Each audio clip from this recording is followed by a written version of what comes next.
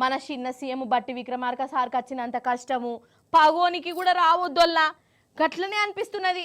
అసలు సర్కారే వాళ్ళది, కానీ అదే సర్కార్లా సారుకే అందరికంటే ఎక్కువ అవమానం అవుతున్నది. నాకైతే అట్లనే అనిపించిందోల్లా. మరి ఈ ముచ్చట చూసినాక మీకెట్లా అనిపిస్తుందో చెప్పుర్రి.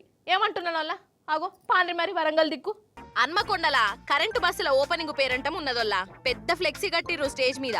ఇక ఆ ఫ్లెక్సీలా సీఎం రేవంత్ సార్ బొమ్మ ఉన్నది, పొన్నమన్న బొమ్మ ఉన్నది, సీతక్కని పెట్టిర్రు, మర్యాద మనిషి కొండా సురేఖక్క కూడా ఉన్నది, లాస్ట్ కు పువ్వుపాటి బండి సంజయ్ అన్న బొమ్మను కూడా పెట్టిర్రు.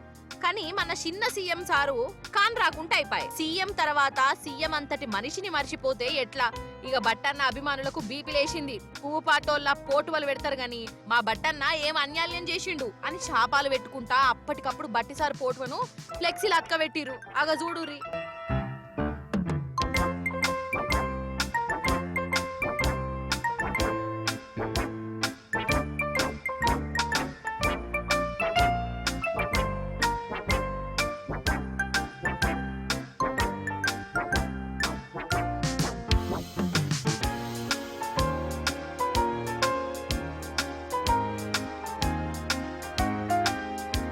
సరే ఇక వాళ్ళ అభిమానం వాళ్ళది, మన తెలంగాణ ముద్ర మీదనే అతకబెట్టిర్రు. చాలా గొప్పోళ్ళు పట్టు.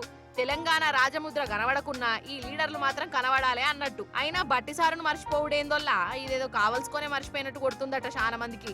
ఇది వరకు కూడా గిట్లనే కాలేదా అనొల్లా. తుక్కు కూడా సభ నడిచినప్పుడు సార్ కాన్వాయ్లో ఉన్న ఒక కారును పోలీసు వాళ్ళు లోపలికి కూడా పోనీయలేదు. ఇక యాదాద్రిలనైతే చిన్నపీట కథ అందరికి ఎరుకున్నదేనాయే. ఇక పేపర్లల్లా ప్రభుత్వం ఇచ్చే అడ్వర్టైజ్లల్లా కూడా బట్టిసారును ఒక మూలకుంచుతారు. ఇక ఇప్పుడేమో గిట్లా. ఈ కథ అంతా చూస్తా అంటే బట్టిసారును కావలసుకొని ఇట్లా కళ్యమాకు లెక్క తీసి పడేస్తుండ్రేమో అంటుర్రోళ్ళు ఆయన అభిమానులు.